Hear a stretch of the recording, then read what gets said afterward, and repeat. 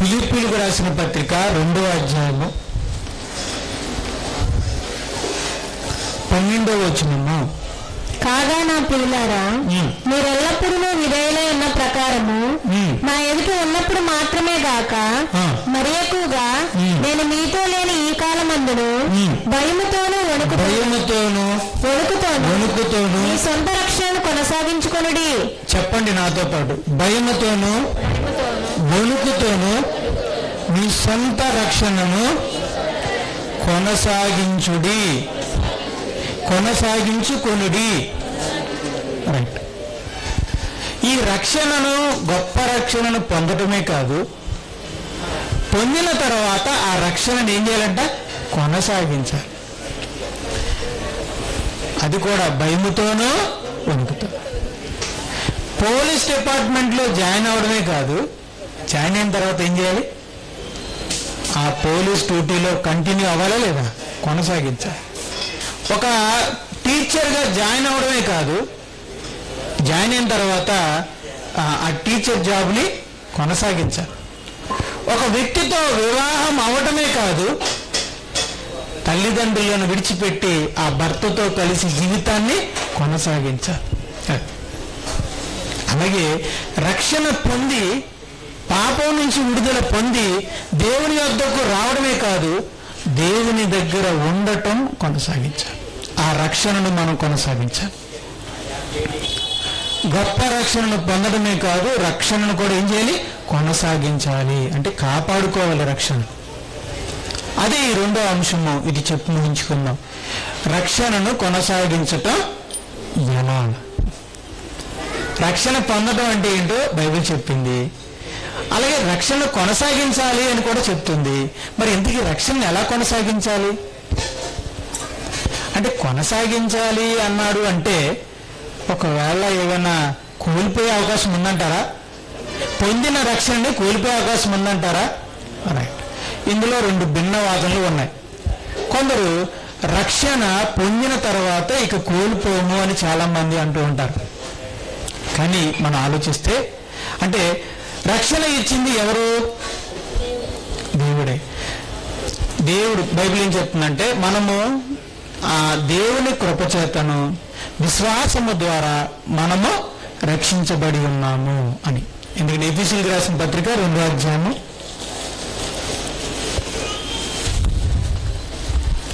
8వ వచనం. మీరు విశ్వాసము ద్వారా కృపచేతనే రక్షింపబడి ఉన్నారు. కృపచేతనే రక్షించబడి ఉన్నారు. ఇది మీ వలన కలిగినది కాదు. ఇది మీ వలన కలిగినది కాదు, దేవుని వరమే. దేవుని వరమే. మరి దేవుడు ఇచ్చింది ఎవ్వరూ తీయలేరు అనేది కొంతమంది ఉద్దేశం. అయితే లోతుగా మనం గమనిస్తే రక్షణను కొనసాగించండి. అది కూడా ఎలా కొనసాగించమన్నాడు?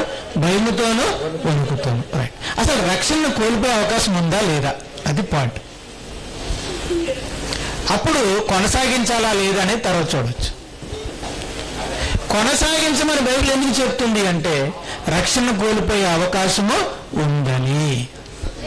మరి దీన్ని సమర్థించే బైబిల్ మాటలు ఏమైనా ఉన్నాయా అని ఆలోచిస్తే ఒక పత్రిక అంతా కూడా దాని గురించే రాశారట. ఆ పత్రికే హెబ్రీయులకు రాసిన పత్రిక. హెబ్రీయులు అంటే యూదుల నుండి క్రైస్తవులుగా మారినవారు, ఇశ్రాయేలు నుండి క్రైస్తవులుగా మారినవారు, మొట్టమొదటిగా మారినవారు. వారు మొదటిగా పరిశుద్ధాత్ముడి లోకానికి వచ్చి అపోస్తుల సువార్త ప్రకటించిన తర్వాత మొట్టమొదటిగా ప్రపంచంలో రక్షణ పొంది క్రైస్తవులుగా మారిన వారు ఎవరండి? హెబ్రీయులే, ఇశ్రాయేలీలే. కానీ కాలం గడిచే కొలిది వాళ్ళ విశ్వాసం సన్నగిలుతూ ఉంది. కొంతమంది పాపంలో పడిపోతున్నారు, కొంతమంది దేవునికి దూరం అవుతూ ఉన్నారు. అలాంటి సమయంలో అపోస్తుడైన పౌలు ఆత్మ భారంతో, క్రైస్తవుల భారంతో ఈ పత్రిక రాశాడనమాట. రాస్తూ ఏం చెప్పాడో చెప్పు. హెబ్రీయులకు రాసిన పత్రిక 2వ అధ్యాయము 3వ వచనం. ఎంత గొప్ప రక్షణను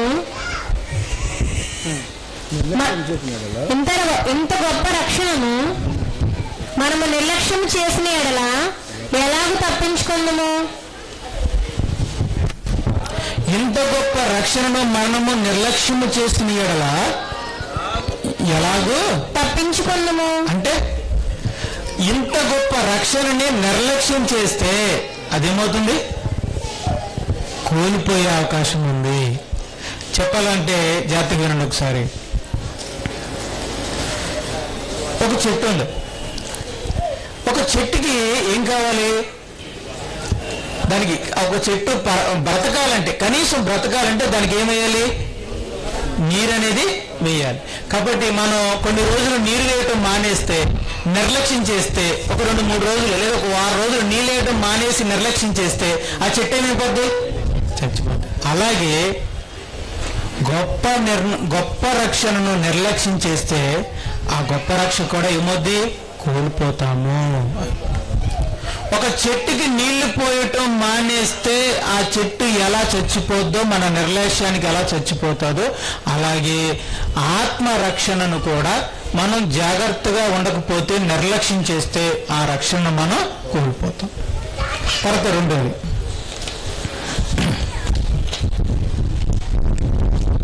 హెబ్రీయులకు రాసిన పత్రికలోనే 3వ అధ్యాయము 13వ వచనం. హెబ్రీయులకు రాసిన పత్రిక నేడు మీరు ఆయన శబ్దం 3వ అధ్యాయము 15వ వచనం. మీ హృదయములను కఠినపరచుకొనకుడని ఆయన చెప్పాను గనుక పాపము వల్ల కలుగు భ్రమ చేత మీలో ఎవడునూ కఠినపరచబడకుండానట్లు నేడు అనబడి సమయం ఉండగానే ప్రతి దినమును ఒకరికొకడు బుద్ధి చెప్పుకొనుడి. ఎలాగనగా మొదటి నుండి మనకున్న దృఢ విశ్వాసము అంతము మట్టుకు గట్టిగా చేపట్టిన ఎడలనే క్రీస్తులో పాలివారమై ఉందుము. అక్కడ ఒక మాట తీసుకోండి, అంతము వరకు. అంటే మొదటిలో ఉన్న ఈ విశ్వాసము అంతం వరకు చేపట్టితేనే రక్షణను మనం స్వతంత్రించుకోగలము. ఇక్కడ నేను ఒక 2 పదాలు చెప్తాను జాగ్రత్తగానండి. ఒకటి రక్షణను పొందటం, రెండోది రక్షణని స్వతంత్రించుకోవడం. పొందటం మొదటి వంతు, రక్షణని స్వతంత్రించుకోవడం అనేది చివరి వంతు. రైట్. ఇప్పుడు రక్షణ పొందిన మనం ఆ రక్షణని స్వతంత్రించుకోవాలి అంటే ఇప్పుడు పొందిన ఈ రక్షణని అంతం వరకు కాపాడుకోవాలి, కొనసాగించాలి. ఒకవేళ మధ్యలో పడేసుకుంటే అంతే కదండి. రైట్. దీనికి మీకు అర్థమయ్యేలా చెప్తాను చూడండి. ఉదాహరణకి మధ్యలో ఆగిపోతే ఎలా అర్థం చేసుకోండి. పరుగు పందెంలో మొదటి గీత ఉంటుంది, చివరి గీత కూడా ఉంటుంది. ఇప్పుడు మొదటి దగ్గర అంటే మొదలు పెట్టిన వ్యక్తి ఆ చివరి గీత వరకు పరిగెడితేనే కదండి ఏమిస్తారు? బహుమానం ఇస్తారు. ఒకవేళ దారి మధ్యలో ఆయాసం వచ్చిందని, ఇలా అడుగు వచ్చిందని కూర్చున్నారు అనుకోండి మన ప్రదేశ్ లాగా, మరి అప్పుడు ఇస్తారా అండి? ఇవ్వరు కదా. కాబట్టి ఈ విశ్వాసాన్ని, ఇక్కడ మొదలుపెట్టిన విశ్వాసాన్ని ఎక్కడి వరకు తీసుకెళ్ళాలి? అంతం వరకు, చివరి వరకు. అలాగే రక్షణని మనం ఇప్పుడు పొందిన తర్వాత చివరి వరకు దాన్ని కొనసాగించాలి. ఒకవేళ కొనసాగించకపోతే అది మధ్యలోనే మనం కోల్పోతాం. తర్వాత ఇంకోటండి, ఉదాహరణకి 1 లక్ష రూపాయలు చెక్ ఉందండి. మనకి ఒకరి ఇంటికాడ మనకి 1 లక్ష రూపాయలు చెక్ రాశారు, మనకి ఇచ్చారు. దాన్ని మనం మరి దేవారంలో ఉన్నటువంటి బ్యాంకులో దాన్ని మార్చుకోమని చెప్పారు. మనం అక్కడి నుంచి బయలుదేరాం. ఈ చెక్కు మనకి వచ్చింది. ఆ చెక్కులో ఏముందండి? 1,00,000 రూపాయల ధనం ఉంది. ఇప్పుడు ఆ చెక్కు ఎంత విలువైంది? 1,00,000 రూపాయలంత విలువైంది. కానీ ఆ చెక్కు నుంచి డబ్బులు రావాలంటే ఇప్పుడు నేను ఈ చెక్కుని ఎక్కడ దాకా తీసుకెళ్ళాలి? దేవారంలో ఉన్న బ్యాంకుకి వెళ్ళి మార్చుకోవాలి. అక్కడ దాకా నేను జాతకి తీసుకెళ్ళాలి. ఒకవేళ ఇలా వెళ్తున్న సమయంలో ఒకవేళ దారి మధ్యలో పడేసుకుంటే, నా ఆదమరుపు వల్ల దారి మధ్యలో పడేసుకుంటే, నేను మాత్రం బ్యాంకు దగ్గరికి వెళ్తే నాకు ఇస్తారండి? ఇవ్వరు. మరి నాతో పాటు ఏముండాలి? చెక్ ఉండాలి.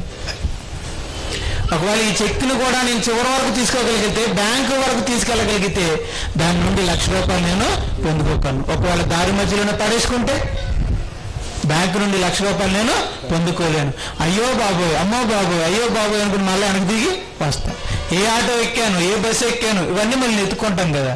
రైట్. ఇంకా నాలుగవ అధ్యాయము 1వ వచనం.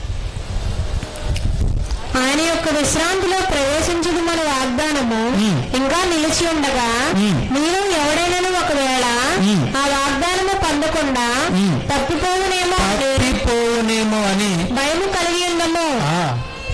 అంటే రక్షణను స్వతంత్రించుకోకుండానే తప్పిపోయే అవకాశం ఉంది. అందుకే తప్పిపోదువేమోనని భయం కలిగి ఉందము అన్నాడు. కనుక రక్షణ నుండి తప్పిపోయే అవకాశం ఉంది.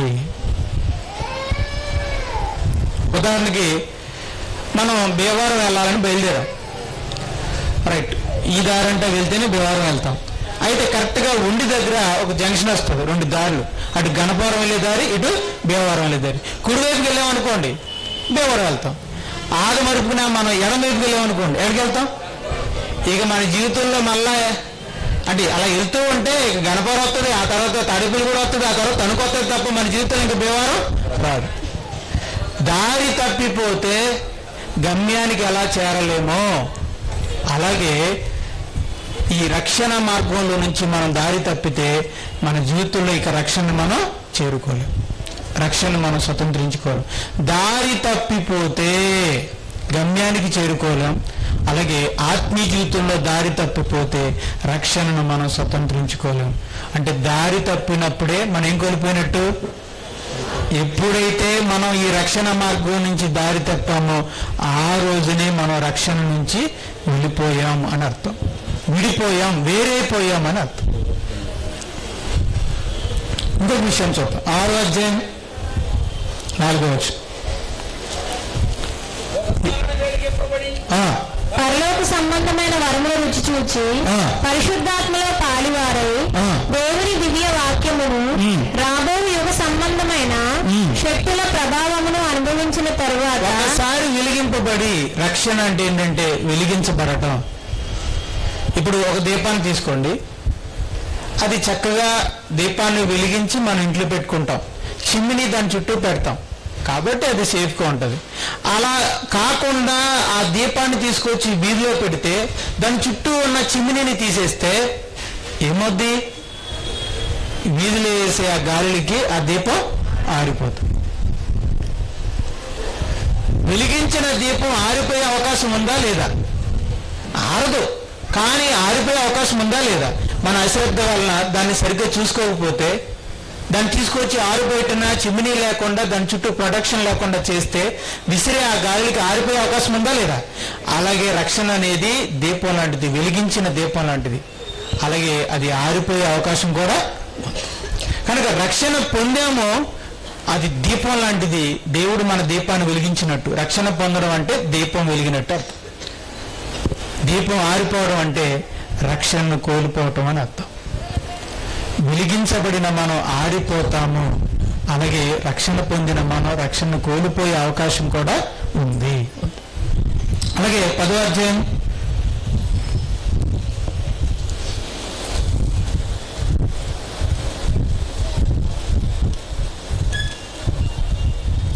29వ వచనం అండి.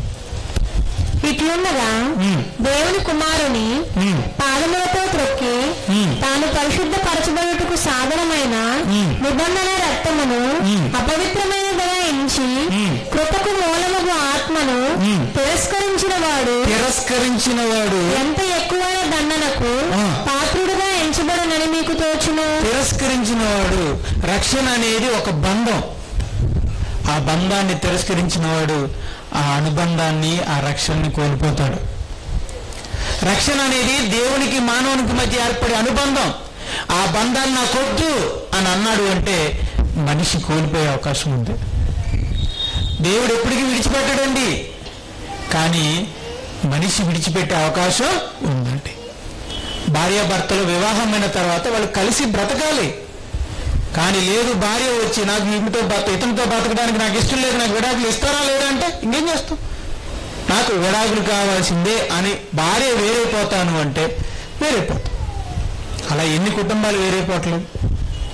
కనుక ఒక భర్త ఒక భార్య తనకి నచ్చలేదని చెప్పి ఎలా విడిపోయే అవకాశం ఉందో, అలాగే మనిషి కూడా దేవుడి నుండి వేరైపోయి తన రక్షణను కోల్పోయే అవకాశం కూడా ఉంది. అదే తిరస్కరించడం, ఆత్మను తిరస్కరించడం. అంటే నాకు వద్దు, నువ్వు దేవుడా నాకు వద్దు, వచ్చాను నిన్ను కలిశాను, రక్షణ పొందాను, కానీ నాకు ఇప్పుడు ఇష్టం లేదు, నువ్వు నాకు నచ్చట్లేదు, నేను వెళ్ళిపోతాను, నా దారిలో నేను వెళ్ళిపోతాను, మళ్ళీ నా పాప జీవితాన్ని నేను వెళ్ళిపోతాను, నువ్వు నాకు వద్దు అని చెప్తే ఇంక దేవుడు కూడా ఏం చేయడండి, సరే నువ్వైతే వెళ్ళిపో అంటాడు. అలా దేవుని తిరస్కరిస్తే మన రక్షణ మనం ఏం చేస్తాం? ఇంకో ఉదాహరణ కూడా చెప్తాను. ఫస్ట్లో చెప్పాను, పోలీస్ జాబ్లో జాయిన్ అవుతే ఆ జాబ్లో ఏం చేయాలి? కొనసాగాలి. లేదండి బాబు నేను ఈ జాబ్ చేయలేకపోతున్నాను, నేను రిజైన్ చేసేస్తానని చెప్పి రిజైన్ చేసేస్తే పోలీస్ జాబ్ నుంచి బయటకు వచ్చేచ్చలేదా? తెలుసా అండి మీకు దాన్ని ఏమంటారు? ఈయన ఉన్నారు కదండి, ఈయన నా పక్కన ఒక ఆయన ఉన్నారు, ఒకసారి నిలవండి, ఈయన గురించి మీకు తెలియాలి. ఈయన మన ఆత్మీయుల్లో, ఈయన పేరండి సాయిబాబా గారు, మేము శ్యాంబాబు గారిని పిలుస్తున్నాము. ఈయన స్టోరీ ఏంటంటే మన సిండికేట్ బ్యాంక్లో ఈయన అసిస్టెంట్ బ్యాంక్ మేనేజర్ అండి. అంటే బ్యాంక్ మేనేజర్ తర్వాత ఈయనకి ప్రమోషన్ వచ్చింది, మేనేజర్గా ప్రమోషన్ వచ్చి చిత్తూరు జిల్లాలో వేశారు ఈయన్ని బ్యాంక్ మేనేజర్గా. సిండికేట్ బ్యాంక్ మేనేజర్, కూర్చోండి, థ్యాంక్స్ అండి. బ్యాంక్ మేనేజర్గా వేస్తే ఆ వర్క్ చేయలేక తర్వాత దేవుని సేవ చేయాలనే ఉద్దేశంతో ఆ వర్క్ వల్ల నలిగిపోయి ఇక నేను చేయలేను బాబు అని చెప్పి రిజైన్ చేసేసారు. దాన్ని ఏమంటారండి? వాలంటరీ రిటైర్మెంట్ ఇచ్చేశారు. ఆయనకి ఇంకా ఒక 3-4 సంవత్సరాలు ఉంది, అయినా సరే 5 సంవత్సరాల ముందే వాలంటరీ రిటైర్మెంట్ ఇచ్చేసి రిజైన్ చేసేసి ఆ ఉద్యోగం నుంచి విడుదల పొందారు. అలాగే నాకు ఈ రక్షణ వద్దు, నేను ఈ రక్షణలో కొనసాగలేని చెప్పి ఒక వ్యక్తి కావాల్సి బయటికి వచ్చేసే అవకాశం. దేవుడు విడిచిపెట్టాడు, దేవుడు వదలడు, దేవుడు వెళ్ళిపోమన్నాడు. కానీ మనిషికి నచ్చకపోతే దేవుడి నుంచి రక్షణ నుంచి దూరంగా వెళ్ళిపోయే అవకాశం ఉంది. ఇంకోటి చెప్తానండి, ప్రకటన గ్రంథం.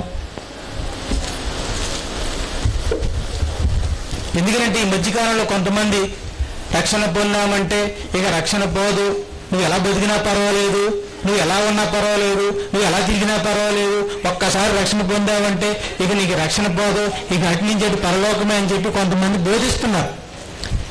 కాబట్టి ఆ బోధలకు మీరు మోసపోయి అయితే మేము సినిమాలు చూసేయచ్చు అనమాట, అయితే మేము ఆడికి వెళ్ళిపోవచ్చు అనమాట, ఆడికైతే మొత్తం తిరిగేయచ్చు అనమాట, ఎలా పడితే అలా బతికేయచ్చు అనమాట, ఎలాగో మునిగేసాం కాబట్టి ఇక చచ్చిపోగానే మమ్మల్ని సమాధి పెట్టిలో పెట్టగానే అలా పరలోకానికి వెళ్ళిపోతామని ఒకవేళ భ్రమపడుతూ కొంతమంది మోసపోతారేమో అని చెప్తున్నానండి. అలాంటిది ఏం లేదండి. ప్రకటన గ్రంథం 3వ అధ్యాయము 11వ వచనం. నేను త్వరగా వచ్చున్నాను,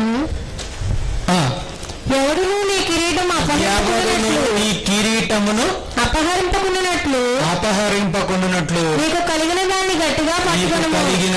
గట్టిగా పట్టుకును. నీ నెత్తి మీద దేవుడు కిరీటాన్ని పెట్టాడు, దాన్ని జాగ్రత్తగా పట్టుకో. ఎందుకంటే దొంగలు ఉన్నారు, దాన్ని దోచేస్తారు, అపహరిస్తారు. ఇందుకే దేవుడు మన నెత్తి మీద పెట్టిన కిరీటం ఏంటి తెలుసా? ఎఫెసీయులకు రాసిన పత్రిక 6వ అధ్యాయము 17వ వచనం. మరియు రక్షణ శిరస్త్రాణమును. ఎఫెసీయులకు రాసిన పత్రిక 6వ అధ్యాయము 17వ వచనము. రక్షణను శిరస్త్రాణము అంటే తలకు పెట్టే ఆయుధము లేదంటే అలంకరణము. శిరస్సు అంటే ఏంటండి? తల మీద పెట్టేటువంటి ఆభరణము, అదే ఏంటది? కిరీటము. ఎందుకేంటంటే రక్షణ అనే శిరస్త్రాణము అంటే తల మీద కిరీటంలా ఉన్నది ఏంటంటే రక్షణ. ఇప్పుడు దేవుడు అన్నాడు, నీ తల మీద పెట్టిన కిరీటాన్ని ఎవడైనా అపహరించిపోతాడేమో జాగ్రత్తగా చూసుకో అంటున్నాడు. అంటే ఎవడైనా ఎత్తుకెళ్ళిపోయే అవకాశం ఉందనా లేదనా? అలాగే మన రక్షణని ఎత్తుకెళ్ళిపోయే అవకాశం కూడా ఉంది. ఒకడు మన రక్షణని ఎత్తుకుని వెళ్ళిపోతే ఆ రక్షణ మనం కోల్పోతాం. ఉదాహరణకి మనం చెక్కించుకొని వెళ్తున్నామని చెప్పాను కదా, ఆ సమయంలో మనం పోగొట్టుకోకపోయినా జోబులో నుంచి ఒకడు వచ్చి దొంగలు వచ్చి తీసేసుకుంటే మనం కోల్పోతామో లేదా? అలాగే రక్షణను కూడా దొంగలు దోచుకునే అవకాశం ఉంది. ఆ సమయంలో కూడా మనం రక్షణ పోగొట్టుకునే అవకాశం ఉంది. అందుకే ఈ సందర్భాలన్నిటిని బట్టి మీకేమర్థమైంది? రక్షణ పొందిన తర్వాత దాన్ని కోల్పోయే అవకాశం ఉందా లేదా? రక్షణ నుంచి దారి తొలగిపోయే అవకాశం ఉందా లేదా? పోగొట్టుకునే అవకాశం ఉందా లేదా? తప్పిపోయే అవకాశం ఉందా లేదా? అందుకే దేవుడు అంటున్నాడు, ఈ గొప్ప రక్షణ నువ్వు పొందావు, వెరీ గుడ్. అయితే దీన్ని దొంగలెత్తుకెళ్ళిపోయే అవకాశం ఉంది, లేదంటే నువ్వు పాడేసుకునే అవకాశం ఉంది, లేదంటే ఈ రక్షణ నుంచి నువ్వే తొలగిపోయే అవకాశం ఉంటుంది, లేదా నా పొద్దున నువ్వే తిరస్కరించే అవకాశం ఉంది. కాబట్టి ఇన్ని విధాలుగా ఏదో ఒక విధంగా నువ్వు రక్షణ పోగొట్టుకునే అవకాశం ఉంది. కాబట్టి భయముతోనూ వణుకుతోనూ నీ సొంత రక్షణను కొనసాగించాలి. ఒక 10 లక్షల రూపాయలు ఏదో రూపాన వచ్చి మీ ఇంట్లో ఉంటే ఏం చేస్తారు? 10 లక్షల రూపాయలు వచ్చినాయండి మీ ఇంటికి, ఏం చేస్తారు? ఏ రోజు ఉన్నట్టుగా ఆ రోజు హ్యాపీగా ఉంటారా? ఆ రోజు మీ దృష్టి అంతా, మీ మనసు అంతా దేని మీద ఉంటుంది? 10 లక్షలు. ఇప్పుడు దీన్ని ఎలా కాపాడాలి? అది మీరు కూడా కాదు, ఎవరిదో ఇచ్చారు. ఇప్పుడు ఏం చేయాలి మీరు? అమ్మో, ఈ 10 లక్షలు ఎలా కాపాడాలి? అప్పటి వరకు దొంగలు వస్తారని ఆలోచన కూడా లేకుండా ధీమాగా బతికిన మనం ఆ ఒక్కరోజు మాత్రం అంటే ఎవరి గురించి ఎక్కువగా ఆలోచిస్తాం? ఆ రోజు యేసుప్రభు కంటే దొంగల గురించి ఎక్కువగా ఆలోచిస్తాం, డబ్బు గురించి కూడా కాదు. ఈ దొంగడు ఎవరికైనా తెలిసిందేమో, వస్తాడేమో, ఎత్తికెళ్ళిపోతాడేమో అని భయముతోనూ వణుకుతోను. బహుశా నాకు తెలిసి ఆ రోజు మనం నిద్ర పోతామంటారా పోమంటారా? నిద్ర కూడా పోము. ఎందుకంటే మనకి జాగ్రత్త, భయం, మనకి ఆందోళన. ఒకవేళ ఆ 10 లక్షలు కానీ ఎత్తికెళ్ళిపోతే మనం కట్టమంటారు, మళ్ళీ మనం తీసేసామంటారు. లేనిపోయింది, ఎందుకు వచ్చిన గొడవరా బాబు అని చెప్పి నిద్రపోకుండా మరీ కాపలా కాసి కాపాడుకుంటాం. అలాగే దేవుడు మనకు అనుగ్రహించిన గొప్ప రక్షణని మనం జాగ్రత్తగా కాపాడుకోవాల్సిన అవసరం ఉంది. ప్రతిదినము అమ్మో నా రక్షణ ఉందా లేదా? చూడండి, 10 లక్షల రూపాయలు చెక్కు తీసుకుని భీమవరానికి ప్రయాణమైన వ్యక్తి బస్సులో కూర్చున్నంతసేపు ఏం చేస్తాడు? జేబులోంచి ఫోన్ మాటికి తీసినట్టుగా పద్దాగా తీసుకుని చూసుకుంటాడు, ఉందా లేదా, మళ్ళీ పెట్టుకుంటాడు, మళ్ళీ తీసుకుని చూసుకుంటాడు, మళ్ళీ చెరుకువాడు వస్తుంది, అక్కడికి వెళ్ళాక మళ్ళీ చూసుకుంటాడు, తర్వాత కలిసిపూడి వస్తుంది, కలిసిపూడి వచ్చాక మళ్ళీ చూసుకుంటాడు, తర్వాత ఉండి వస్తుంది, ఉండి వచ్చాక మళ్ళీ చూసుకుంటాడు. ఇలాగ స్టేషన్కి వెళ్ళినా మళ్ళీ గుర్తు వస్తుంది, చూసుకుంటూ వెళ్తాడు. ఎందుకంటే దాని విలువ అంత గొప్పది కనుక. అలాగే క్రైస్తవులు కూడా ప్రతిదినమో నేను రక్షణలో ఉన్నానా, ఆ రక్షణ నేను పొందిన రక్షణ ఈ రోజు కూడా ఉందా అని ప్రతిరోజు చూసుకుంటూ వెళ్ళాలి. నేను కలిగి ఉన్నానా లేదా, పోగొట్టుకున్నానా, ఒకవేళ పోగొట్టుకున్నానా, దారి తప్పిపోయానా, ఎవరైనా ఎత్తుకెళ్ళిపోయారా అని క్రైస్తవుడు మెలకువగలిగి ఎంతో విలువైన రక్షణని ప్రతిరోజు పరీక్షించుకోవడం చాలా మంచిది, చాలా మంచిది. సరే,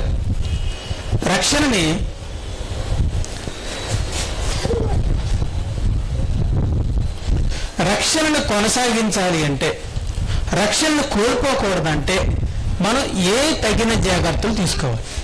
ఇప్పుడు మన ఇంట్లో ఉన్న ధనం కోల్పోకూడదంటే 10 లక్షల రూపాయలు మనం బీరులో పెట్టి ఇంట్లో పెట్టుకున్నాం, దాన్ని ఇప్పుడు మనం కాపాడాలంటే ఏం చేయాలి? కొన్ని జాగ్రత్తలు తీసుకోవాలి. ఏంటంటే ఒక మంచి బీరువాని ఎంచుకుని అందులో పెట్టాలి, లోపల పెట్టి తాళం వేయాలి. తర్వాత వీలైతే అవకాశం ఉంటే ఆ బీరువా ఉన్న రూమ్ను కూడా ఏం చేయాలి? తాళం వేసేయాలి. అలాగే మంచం కూడా ఎక్కడ వేసుకోవాలి అమ్మా? ఆ తాళం వేసిన తలుపు కూడా మనం మంచం వేసుకుని ఉండాలి. ఇవి జాగ్రత్తలు. అలాగే మన రక్షణను కోల్పోకుండా అంతవరకు కొనసాగడానికి మనం ఏ చర్యలు తీసుకోవాలి? వినాలనుందా? మీరు పొందిన రక్షణని చివరి వరకు కొనసాగించడానికి, మీరు కోల్పోకుండా ఉండడానికి తీసుకోవాల్సిన చర్యలు ఏంటి అని అంటే చూడండి. మొదటిగా గలతీయులకు రాసిన పత్రిక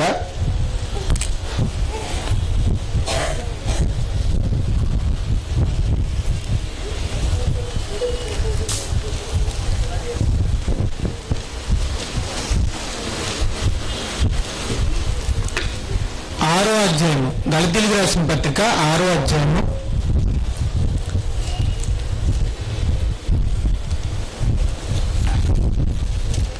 14వ వచనం. అయితే మన ప్రభువైన యేసుక్రీస్తు సిలువయందు తప్ప, అయితే ప్రభువైన యేసుక్రీస్తు సిలువయందు తప్ప మరి దేని యందును అతిశయించుట, మరి దేనిని అందును అతిశయించుట నాకు దూరమవును గాక. క్షమించండి. అపోస్తుడైన పౌలు గారు రక్షించబడ్డారు, రక్షణలో ఎదిగారు, అపోస్తుడయ్యాడు, సువార్తికుడయ్యాడు, సువార్త ప్రకటించాడు, గొప్ప సేవకుడు అయిపోయాడు, అనేక మందిని నడిపించేశాడు. ఇప్పుడు ఆయన ఒక ఆత్మలకు తండ్రి, కొంతమంది ఆత్మీయులకు తండ్రిగా ఉన్నాడు, గొప్పవాడుగా ఉన్నాడు. ఇప్పుడు ఆ స్థితిలో ఉన్నటువంటి పౌలు గారు ఏమంటున్నాడంటే, నేను దీన్ని ఏమీ పట్టించుకోను, నా ముందు ఎప్పుడు కూడా ఏం పెట్టుకుంటాను, యేసుక్రీస్తు సిలువను తప్ప మరి ఏమీయో నేను ఎరుగను, ప్రతిది దూరం అవునుగాక అన్నాడు. అంటే తను చేస్తున్న సేవ వైపు ఆయన చూడట్లేదు, ఆ సేవ ఫలాన్ని ఆయన చూడట్లేదు, రక్షించబడిన వారి యొక్క సమూహాన్ని ఆయన చూడట్లేదు, అక్కడ జరుగుతున్న ఆ గొప్ప పరిచర్యను బట్టి ఆయన ఏమీ ఉప్పొంగట్లేదు. కానీ ఆయన ఆ స్థితికి వెళ్ళినా కూడా దేని వైపు చూస్తున్నాడు? ఎందుకు సిలువ వైపు చూస్తున్నాడో తెలుసా? ఆ సిలువే నన్ను రక్షించింది. అది మీరు మీ ఆత్మీయ జీవితంలో ఎంతైనా అడగచ్చు.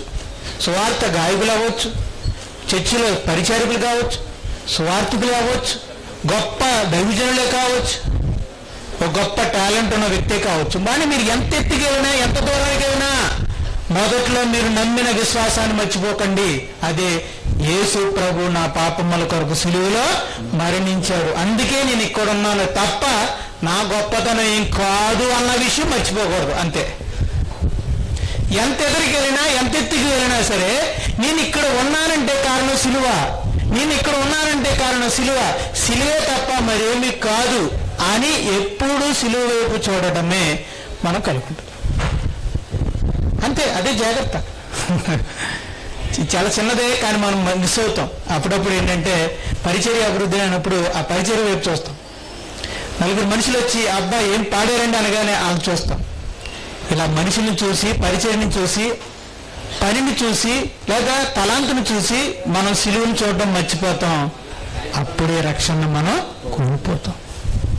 అందుకే నేను సిలువను చూస్తున్నానా, నా తలంతుని చూస్తున్నానా అని మీరు ఎప్పటికప్పుడు వెనక తిరిగి చూసుకుంటూ ఉండాలి. దీనికి బెస్ట్ ఉదాహరణ పౌలు గారు అన్నట్టు. తాను పరిచర్యలో ఎంత ఉన్నత స్థాయికి వెళ్ళినా దేన్ని మాత్రమే మొదలు పెట్టుకున్నాడు? సిలువను మాత్రమే మొదలు పెట్టుకున్నాడు. రైట్. రెండవ జాగ్రత్త చెప్తున్నానండి. మొదటి పేతురు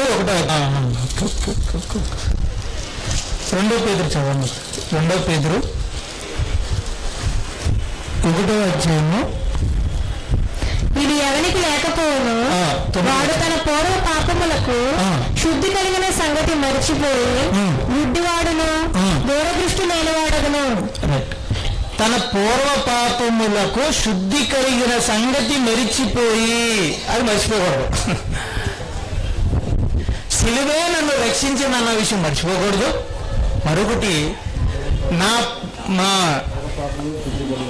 నా పాపములకు శుద్ధి కలిగిందన్న విషయం కూడా మర్చిపోకూడదు. అంటే మనం ఏ పాప స్థితిలో నుండి ఈ రోజు ఇక్కడికి వచ్చామో అది మనం మర్చిపోకూడదు.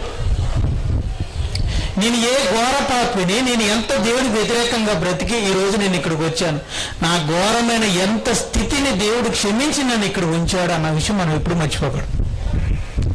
అంటే కొంతకాలమైన తర్వాత మనం పరిశుద్ధులుగా ఉన్న తర్వాత కొంచెం పరిచర్య చేశాక మన దృష్టి ఏంటంటే మన పరిశుద్ధత మీద, మన పరిచర్య మీద మన దృష్టి ఉంటుంది. అప్పుడే మన రక్షణ కోల్పోతాం. కానీ మనం ఎలాంటి స్థితి నుంచి వచ్చామో, ఎంతగా దేవుడిని నేర్పించి వచ్చామో, ఆ పాప స్థితిలో నుంచి దేవుడు ఎలా రక్షించాడు అన్న విషయం మనం మర్చిపోకూడదు. పూర్వ స్థితిని మనం మర్చిపోకూడదు.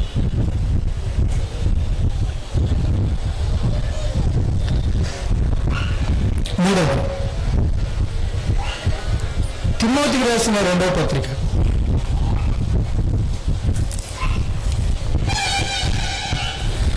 తిమోతికి రాసిన 2వ పత్రిక 2వ అధ్యాయం 22వ వచనం. పవిత్ర హృదయులై 2వ తిమోతి 2వ అధ్యాయం 22వ వచనం. నీవు యవనేచ్ఛ నుండి పారిపోము, దూరంగా పారిపోము. రైట్. అలాగే ఇంకోటి చూడండి. 1 కొరింథీయులకు రాసిన 1వ పత్రిక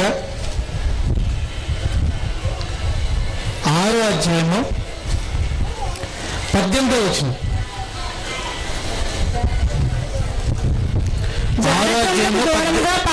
జారత్వము నుండి దూరముగా పారిపోవుడి. అంటే దేవుడు కొన్నిటికి దూరంగా ఉండమంటున్నాడు. రక్షణ పొందిన తర్వాత రక్షణ పొందిన వాళ్ళు కొన్నిటి విషయంలో దూరంగా ఉండాలి. జారత్వానికి దూరంగా ఉండాలి, జారత్వం జరిగే చోట్లకు దూరంగా ఉండాలి. నీ రక్షణను పోగొట్టేలా ప్రభావితం చేసే పరిస్థితులకి, వస్తువులకి, వ్యక్తులకి దూరంగా ఉండాలి. జార స్త్రీ ఉండు ఛాయకు పోక దాని నుండి దూరముగా జరుగు అని అంటాడు కదా సామెతలు. అంటే నేను ఎక్కడైతే నిన్ను శోధించబడుతున్నావో, ఎక్కడైతే నువ్వు పాపం పడే అవకాశం ఉందో, ఎక్కడైతే నీ రక్షణ కోల్పోయే అవకాశం ఉందో వాటికి దూరంగా ఉండు, వారికి దూరంగా ఉండు అంటున్నాడు. చెడు సహవాసం మిమ్మల్ని చెడుగా జీవించే వారి జీవితం చాలా ప్రభావితం చేస్తుంది. కనుక చెడు స్నేహానికి దూరంగా ఉండాలి. చెడు అలవాట్లు కలిగిన వారు, చెడు జీవితాలు కలిగిన వారి యొక్క సహవాసానికి దూరంగా ఉండాలి. ఓకే, ఒకప్పుడు సహవాసాన్ని కలిగి ఉండొచ్చు, కానీ ఇప్పుడు రక్షణ పొందుకున్న తర్వాత ఆ చెడు సహవాసానికి దూరంగా జరిగిపోవాలి. దూరంగా ఉండు, దూరంగా ఉండు. నిన్ను టీవీ శోధిస్తుందా? టీవీకి దూరంగా ఉండు. టీవీలో ఉండే కొన్ని ప్రోగ్రామ్స్ చూడడం వల్ల నువ్వు పడిపోతున్నావా? అయితే దూరంగా ఉండు. ఫోన్లో కొన్ని చూడడం వల్ల నువ్వు పడిపోతున్నావా? అయితే దూరంగా ఉండు. నిన్ను శోధించేది టీవీ అయితే టీవీకి దూరంగా ఉండు. నిన్ను శోధించేది ఫోన్ అయితే ఫోన్కి దూరంగా ఉండు. ఒకవేళ నిన్ను శోధించేది వ్యక్తి అయితే వ్యక్తికి దూరంగా ఉండు. నిన్ను శోధించేది ఒక ఇల్లు అయితే ఆ ఇంటికి వెళ్ళడం మానే. ఒకవేళ నిన్ను శోధించేది ఒక ప్లేస్ అయితే ఆ ప్లేస్కి వెళ్ళడం మానే. ఒకవేళ నిన్ను శోధించేది ఆట దగ్గర అయితే ఆట దగ్గరికి వెళ్ళడం కూడా మానే. అంతే. ఎందుకంటే నేను ఎంత త్యాగం చేయాలి రక్షణ కోసం, రక్షణని కాపాడుకోవడం కోసం తీసుకోవాలి. ఈ జాగ్రత్త తీసుకోకపోవడం వలనండి రక్షణను పొందిన కొంతకాలంలోనే పోగొట్టుకున్న వాళ్ళని నేను చూశాను. నా కళ్ళ ముందే రక్షణ పొందుకుని పోగొట్టుకున్న వాళ్ళని చూశాను. ఒక చంటి బిడ్డ పుట్టినప్పుడు తల్లి చాలా జాగ్రత్తగా చూసుకుంటుంది. వేడి నీళ్ళతో స్నానం చేస్తుంది. ఆ చలిగాలి వెళ్లకుండా తలకి చెవులకి దూదులు కడుతుంది. కేవలం తల్లి పాలు మాత్రమే ఇస్తుంది. ఒకవేళ తన దగ్గర పాలు రాకపోతే ఏ గేదె పాలు అది కాచి చల్లార్చి ఇస్తుంది, వేడి నీళ్ళు ఇస్తుంది. అలాగే రక్షణ పొందిన వారు, పసిబిడ్డల లాంటి వాళ్ళు జాగ్రత్తగా ఉండాలి, కొన్నిటికి దూరంగా ఉండాలి. నువ్వు రక్షణ పొందినావు, నువ్వు రక్షణ పొంది లోకస్తుల్లా కూర్చుని టీవీ చూస్తే నీ రక్షణకి ఎక్కడుంటుంది? లోకస్తులతో పాటు కూర్చొని సెల్ ఫోన్ చూడకూడదు నువ్వు చూస్తుంటే ఇంక నీ రక్షణ ఇంకెక్కడుంటుంది? ఉండకూడని వ్యక్తులతో నువ్వు ఉంటూ కాలం గడుపుతూ వాళ్ళతో పాటు మాట కలిపి వాళ్ళ పలికే అపవిత్రమైన మాటల్ని నీతో కూడా జత చేసుకొని నువ్వు అపవిత్రపరుచుకుంటే రక్షణ ఎలా ఉంటుంది? కొన్ని ప్లేసులకు వెళ్ళి నువ్వు శోధించబడి చూపుల ద్వారాను ఆలోచనల ద్వారాను నువ్వు పాడైపోతూ ఉంటే నీ రక్షణ ఇంకెక్కడ ఉంటుంది? ప్రమాదం ఉందండి, అది ఎవరికైనానండి. నేను బలవంతుడు అన్నవాడు ఎవడు లేడండి. దేవుడు కూడా ఏమన్నాడు తెలుసా? దూరముగా ఏమన్నాడండి దేవుడు? పారిపోండి అన్నాడా, పక్కెళ్ళిపోండి అన్నాడా? పారిపోమంటున్నాడు. అంటే దేవుడు మనల్ని పారిపో అంటున్నాడంటే దాని ప్రభావం అంత అలా ఉంటుందని దేవుడికి తెలిసి, పవను మన మీద దేవుడికి అంత నమ్మకం ఉందన్నమాట. అంటే మనం అంత నిగ్రహశక్తి కలిగిన వాళ్ళమని దేవుడికి తెలిసి దేవుడే అంటున్నాడు, నాయనా నీకు నిగ్రహశక్తి తక్కువ నాకు తెలుసు, కాబట్టి నిన్ను శోధించే ఆ చోటు నుంచి ఆ వ్యక్తి నుంచి దూరంగా పారిపో.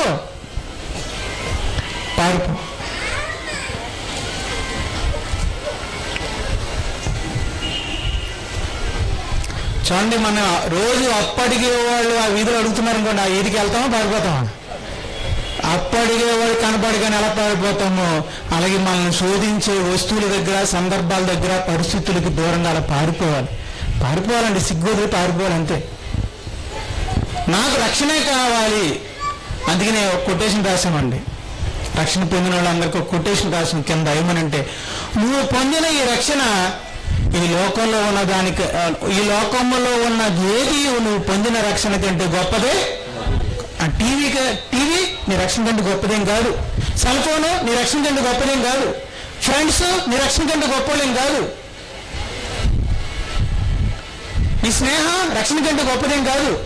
ఈ ప్రపంచంలో ఏ వస్తువు అయినా, ఏ ప్లేస్ అయినా, ఏ వ్యక్తి అయినా రక్షణ కంటే గొప్పవాడు కాడు. కాబట్టి వాళ్ళ కోసం నీ రక్షణ పోగొట్టుకోవద్దు. రక్షణ కోసమే వాళ్ళని పోగొట్టుకో. అది బైబిల్ చెప్పే సిద్ధాంతం. రైట్. అలా మీరు నిలబడగలిగితే, నాకు రక్షణే కావాలి, నాకు వ్యక్తి కంటే రక్షణే ముఖ్యం, వస్తువు కంటే రక్షణే ముఖ్యం, వినోదం కంటే రక్షణే ముఖ్యం, నాకు ఇదే ముఖ్యం, నాకు ఇది ఉంటే చాలని ఒకవేళ అనుకుంటేనే రక్షణ మనం కనుగొంటాం, లేదంటే పోగొట్టుకుంటాం. ఇది నేనైనా మీరైనా అంతేనండి. మన అందరం బలహీనమండి. అందుకే దేవుడు బలహీనమైన పరిస్థితుల నుంచి దూరంగా వెళ్ళిపోమంటున్నాడు.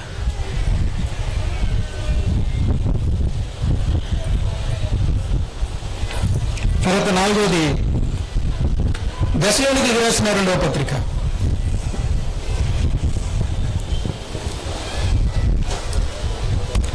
దశలోనికీయులకు రాసిన 2వ పత్రిక 3వ అధ్యాయం 6వ వచనం. సహోదరులారా, మా వల్ల పొందిన బోధన ప్రకారం కాక అక్రమంగా నడుచుకున్న ప్రతి సహోదరుని యొద్ద నుండి తొలగిపోవాలని మన ప్రభువైన యేసుక్రీస్తు పేరట మీకు ఆజ్ఞాపించుచున్నాము. రైట్. ఇది చాలా చాలా ఇంపార్టెంట్ అండి. క్రైస్తవుని చెప్పి లోకస్తుల్లా బతికే వాడి దగ్గర ఉండొద్దు చెప్తున్నా. ఇది మట్టి చాలా సీరియస్గా తీసుకోండి. నేను క్రైస్తవుని చెప్పుకుంటూ లోకస్తుల్లా బతుకుతారు చూసారా, అస్సలు అలాంటి దగ్గర అస్సలు ఉండకండి. తర్వాత మీరు బోధకుని చెప్తూ బోధిస్తూ ఆ బ్రతుకు లేకుండా ఉంటారు చూసారు, అసలు దగ్గర ఉండకండి. వీళ్ళిద్దరూ చాలా డేంజర్ అండి. అనుభవం చెప్తున్నాను. ఒకటి, నేను క్రైస్తవుని అని చెప్పి లోకస్తుల్లా బ్రతికేవాడిని, అలాగే నేను బోధకుడిని, నేను చాలా బాగా బోధిస్తానని చెప్పి ఆ బోధ ప్రకారం బ్రతకని వాడిని, వీళ్ళిద్దరిని నమ్మకూడదు. వీళ్ళిద్దరి దగ్గర మీరు ఉన్నారు అంటే మీరు వారిలా మారిపోతారు. యేసుక్రీస్తు వారిని ఎలా బోధించాడంటే, ఒకడిని మీ మతములో కలుపుకొనుటకు సముద్రమును చుట్టూ వచ్చెదరు, ఒకడు మీతో కలిసిన తర్వాత వాణ్ణి మీకంటే 2 నరకంత పాత్రులుగా చేయడు. కనుక ఈ అబద్ధ క్రైస్తవుని, అబద్ధ బోధకుణ్ణి అసలు నమ్మద్దు. తెలిసిందా వాళ్ళ నుంచి దూరం వెళ్ళిపోండి, లేదా మీరు అల్లా మారిపోతారు, రక్షణ పోగొట్టుకుంటారు. Okay, right. నెక్స్ట్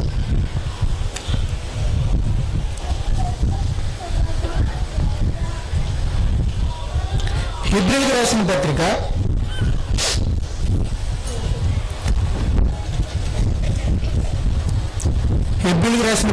12వ అధ్యాయము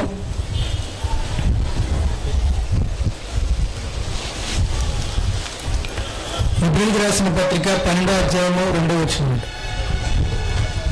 సులువుగా చిక్కులుబట్టు పాపమును విడిచిపెట్టి విశ్వాసములకు కట్టయు. సులువుగా చిక్కులు పెట్టే పాపము అంటే పాపము మన రక్షణను కొనసాగనివ్వదు, చిక్కులు పడుతుంది. చిక్కులు పడిపోతే చిలకమ్మైనా ముందుకు వెళ్తుందా, ఆగిపోద్దా? వలలో చిక్కుకుపోతే చిలకమ్మ ముందుకు వెళ్తుందా, ఆగిపోద్దా? అలాగే రక్షణ పొందిన వాడు కూడా పాపంలో చిక్కుకుపోతే ముందుకెళ్ళలేడు, రక్షణ కొనసాగించలేడు. మరి అంటే దీని అర్థం ఏంటి అంటే, పాపం విషయంలో ఎప్పుడూ రాజీ పడకూడదు, కాంప్రమైజ్ అయిపోకూడదు. సర్లే దేవుడి దగ్గర నేను దేవుడిలా ఉంటాను, పాపం దగ్గర పాపంలా ఉంటాను, ఇద్దరికి న్యాయం చేస్తానని అనుకోకూడదు. మరి ఏం చేయాలి?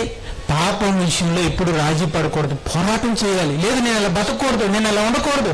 అఫ్కోర్స్ మీరు చేస్తుండొచ్చు, అయినా సరే నేను ఇలా ఉండకూడదు, నేను దీన్ని ఎలా సరే గెలవాలి, దీన్ని ఎలా సరే నేను జయించాలి, ప్రభా నేను తప్పు చేస్తున్నాను నన్ను క్షమించు అని దాంతో ఎప్పుడు మీరు పోరాడుతూ ఉండాలి.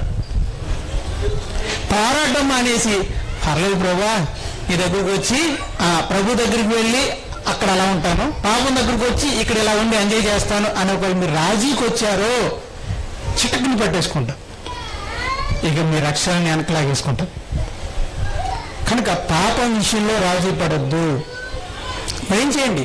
దేవుని దగ్గరికి వెళ్ళినప్పుడల్లా నిజాయితీగా ఒప్పుకోండి, తప్పు చేసినప్పుడల్లా నిజాయితీగా ఒప్పుకోండి, పశ్చాత్తాపడండి. ప్రభా నాకు ఏదైనా ఎప్పుడైనా సరే ఎలాగైనా సరే ఈ పాపం మీద నాకు జరిగింది దయచే ప్రభా, విడుదల దయచే ప్రభా అని పోరాడుతూ ఉండాలి.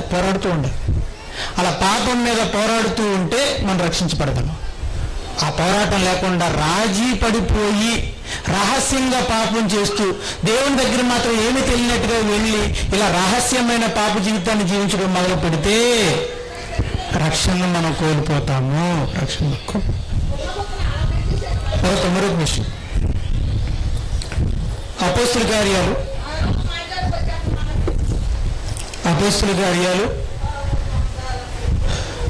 2వ అధ్యాయము చూడండి 44వ వచనం చూడండి. అపోస్తుల బోధ యందును 42వ వచనం. వీరు అపోస్తుల బోధ యందును సహవాసమందును రొట్టె విరుచుట యందును ప్రార్థన చేయుట యందును ఎడతెగక ఉండిరి. రైట్. రక్షణ కొనసాగించడానికి అందించాలి 3. 1 అపోస్తుల బోధ, సహవాసము, ప్రార్థన. ఈ 3 రక్షణ జీవితానికి అందిస్తూ ఉండాలి. డైలీ, ప్రతిరోజు, ప్రతి సమయంలోనే ఈ 3 ఇస్తూ ఉండాలి. ఒక చెట్టు బ్రతకడానికి వెలుగునివ్వాలి, గాలినివ్వాలి, నీరునివ్వాలి. అవునా కదా? ఒక చెట్టు బ్రతకాలంటే వెలుగునివ్వాలి, గాలినివ్వాలి, నీరునివ్వాలి. అలాగే ఆత్మీయ జీవితం బతకాలి అంటే ఈ 3 ఇస్తూ ఉండాలి. అదేంటంటే 1 దేవుని వాక్యం, 2 ప్రార్థన, 3 సహవాసం. దేవుని వాక్యం అంటే చదవటం, వినటం. 2 ప్రార్థన అంటే చర్చిలో చేస్తామే అది కాదు, వ్యక్తిగతంగా ఇంటికి వెళ్ళి దేవునితో పర్సనల్గా మాట్లాడతామే అది కావాలి. రైట్. 3వది సహవాసం అంటే మామూలు సహవాసం కాదు, ఆత్మీయ సహవాసం. ఆత్మీయ తీవ్రత కలిగిన వారు, దేవుని కోసం బతకాలనుకుంటున్నవారు, ఆత్మీయంగా బతకాలనుకుంటున్నవారు, నీకంటే ఆత్మీయంగా జీవిస్తున్న వాళ్ళు కావాలి అక్కడ. అటువంటి ఆత్మీయ సహవాసాన్ని నువ్వు అందిస్తే ఆ సహవాసం నిన్ను ప్రేరేపిస్తుంది, ప్రోత్సహిస్తుంది. నేను కూడా అలా బ్రతకాలి, నేను కూడా అలా ఎదగాలి, నా జీవితంలో కూడా నేను ఎదగాలి, అలా దేవుని కొరకు బ్రతకాలి, లేదా దేవుని కొరకు నమ్మకంగా జీవించాలి, నేను రక్షణలో ఎదగాలి అనేటువంటి ప్రోత్సాహాన్ని కలిగిస్తుంది అనమాట. కనుక దేవుని వాక్యాన్ని వినాలి, చదవాలి. 2 వ్యక్తిగత ప్రార్థన చేసుకోవాలి. 3వది ఆత్మీయ సహవాసాన్ని అందించాలి. కాబట్టి ఆ ఫ్రెండ్స్తో ఈ ఫ్రెండ్స్తో తిరగడం మానేసి ఆత్మీయులైనటువంటి ఫ్రెండ్స్తో సహవాసాన్ని ఏర్పరచుకోవాలి. మనకంటే ఆత్మీయంగా బ్రతికే వాళ్ళని మనం ఏర్పరచుకొని వాళ్ళతో కలిసి మాట్లాడటమో, ప్రార్థించటమో, బైబిల్ గురించి ఆలోచించటమో చేస్తే ఈ 3 మనం అందిస్తే రక్షణలో మనం నిలబడుతూ ఉంటాం, కొనసాగుతూ ఉంటాం. ఈ 3 అవసరం అండి రక్షణకి. రక్షణని ప్రేమ దేవుని వల్ల మనం కోల్పోతున్నాము అన్న విషయం నేను చెప్పేశానండి. ఈ జాగ్రత్తలన్నీ మళ్ళీ గుర్చేయమంటారా? ఈ జాగ్రత్తలే 1 వెరీ గుడ్. ముందు సిలువను మర్చిపోకూడదండి. రక్షణ కోల్పోకూడదంటే జీవితంలో మనం ఎంత ముందుకు వెళ్ళినా, ఎంత ఎత్తుకు వెళ్ళినా మొదట్లో మనం రక్షించింది ఎవరు? సిలువ. ఆ సిలువను ఎప్పుడు మర్చిపోకూడదు. యేసు ప్రభు సిలువ వల్లనే నేను ఇక్కడ ఉన్నాను అని ఎప్పుడు అనుకుంటూ ఉండాలి. రైట్. 2వది ఏంటంటే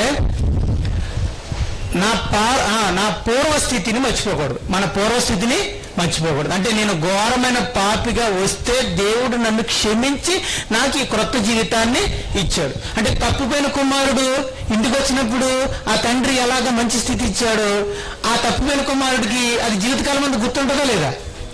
అలాగే మనకు కూడా నేను తప్పుపోయిన కుమారులా వస్తే నా తండ్రి నన్ను అలా ఎత్తుకున్నాడు అన్న విషయాన్ని మనం మర్చిపోకూడదు అనమాట. మన పూర్వస్థితిని మర్చిపోకూడదు. తర్వాత 3వది మనల్ని మన రక్షణను పోగొట్టే పరిస్థితులకి దూరంగా ఉండాలి. అది వ్యక్తి అయినా, వస్తువైనా, పరిస్థితి అయినా, ఆ 3టికి పరిసరాలైనా వాటికి దూరంగా ఉండాలి. తర్వాత 4వది అబద్ధ బోధకులకి, అబద్ధ క్రైస్తవులకి దూరంగా ఉండాలి. అబద్ధ బోధకులకి, అబద్ధ క్రైస్తవులకి దూరంగా ఉండాలి. నేను అబద్ధ బోధకుని, అబద్ధ క్రైస్తవుని ఎలా గుర్తించగలనండి? ఒకటేనండి, మాట ఉంటుంది కానీ ఏముండదు? బ్రతుకు ఉండదు. పాపం మీద జయం ఉండదు. పాపంలో బతికేస్తారు కానీ మాటలు చూస్తే మాత్రం చాలా స్పెషల్గా ఉంటాయి. ఇక మీకు అదే అర్థం అనమాట. ఇక వాళ్ళు అబద్ధంలో ఉన్నారు, వాళ్ళు బయటికి కనపడేది ఒకటి, లోపల జీవించేది మరొకటి. ఈ అబద్ధం దగ్గర ఉంటే నా పని కూడా, అంటే మనం అలాగంటే ఉత్తములని కాదు, వాళ్ళకంటే మనం ఉత్తములని అందుకని చిచ్చి వీళ్ళు పనికి మనోళ్ళు వీళ్ళ దగ్గర ఉండకూడదని వెళ్ళిపోతున్నామని కదా అర్థం. అసలే మనం పనికి మనోళ్ళం, అలాంటి వాళ్ళ దగ్గర ఉంటే అదే మా అర్థం. ఇంకా అసలే మనం పనికి మనోళ్ళం, మనమే బాగుపడదాం అనుకుంటే చెడిపోయిన దగ్గరికి వెళ్తే ఇంకా పాడైపోతాం. అందుకని ఈయన వదిలేసి అప్పుడు ఏం చేయాలి, ఇప్పుడు అదే చెప్పానండి. తర్వాత మంచి ఆత్మీయ సహవాసాన్ని ఏర్పరచుకోవాలి. నెక్స్ట్ 5వది పాపం విషయంలో రాజీ పడకూడదు. దాంతో ఎప్పుడు కూడా మనం ఏం చేయాలి, పోరాటం చేయాలి. తర్వాత 6వదిగా 3 అందించాలి ఎప్పుడు కూడా.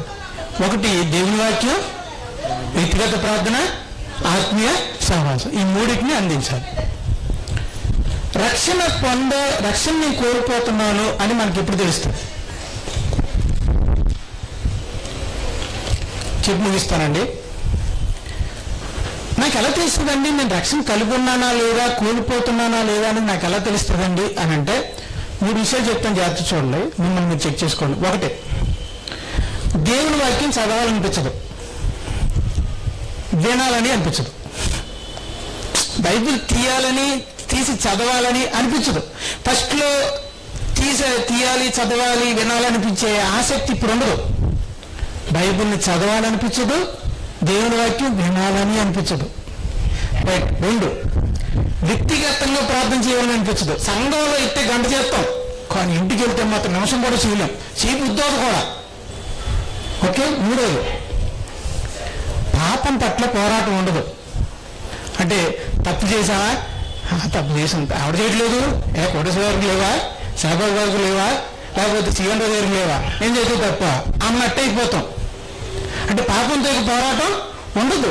సంఘంలో మరియమ్మ గారు చేయట్లేదా, ప్రభుత్వ గారు చేయట్లేదా, లేదా ఆయన చేయట్లేదా, ఇలా అనుకుంటారో తప్ప అయ్యో నేను పాపంలో పడిపోయానే, దీనిలో నేను అలానే గెలవాలనేటువంటి పోరాటం అనేది ఉండదు. ఈ 3 లేవంటే, ఈ 3 లక్షణాలు దేనికి గుర్తంటే ఇక మనం రక్షణలో దారి తప్పడానికి దగ్గరగా ఉన్నామని అర్థం, కోల్పోవడానికి దగ్గరగా ఉన్నామని అర్థం, అపహరించబడడానికి సిద్ధంగా ఉన్నామని అర్థం, పోగొట్టుకోవడానికి దగ్గరగా ఉన్నామని అర్థం.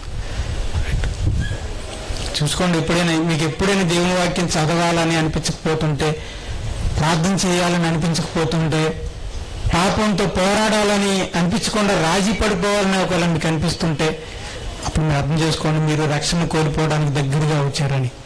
ఓకే. అది కొంతకాలం మీరు అలా గమనించుకోకపోతే కొంతకాలానికి ఆ రక్షణ మీరు ఏం చేస్తారు, కోల్పోతారు.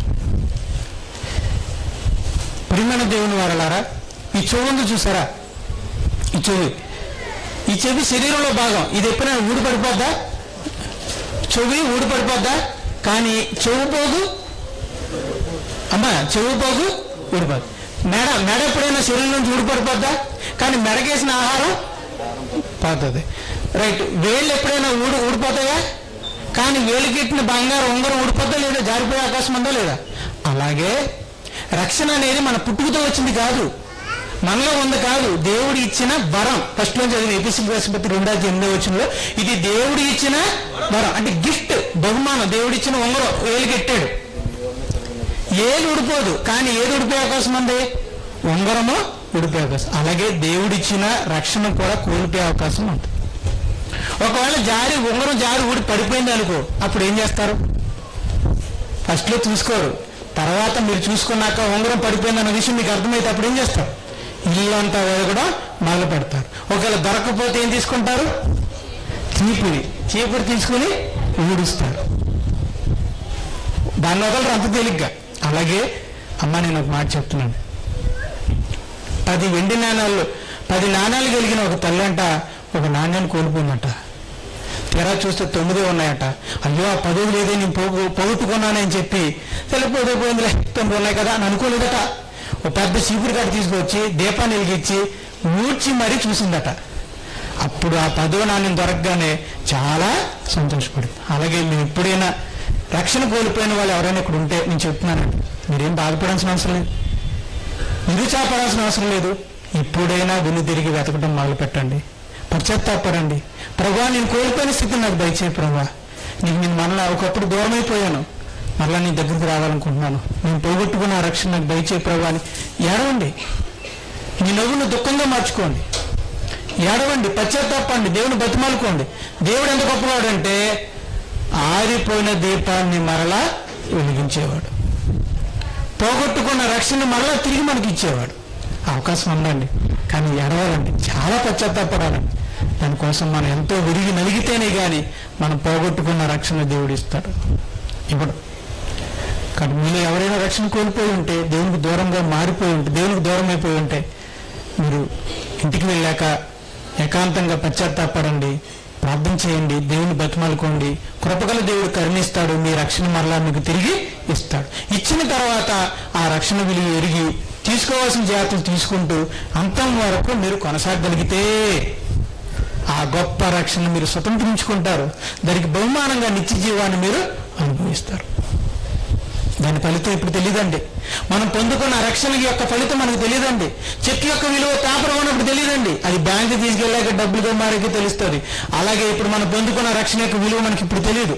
యేసు ప్రభు వచ్చినప్పుడు మనం పొందిన రక్షణ ఎంత గొప్పదో, దాని విలువ ఏంటో, దాని యొక్క గొప్పతనం ఏంటో మనకు అప్పుడు తెలుస్తుంది. అప్పుడు దాకా కాపాడుకోవాల్సిన బాధ్యత ఎవరి మీద ఉంది? రక్షణ పొందిన వారి మీద. ప్రార్థన చేసుకోండి. పేతురు రాసిన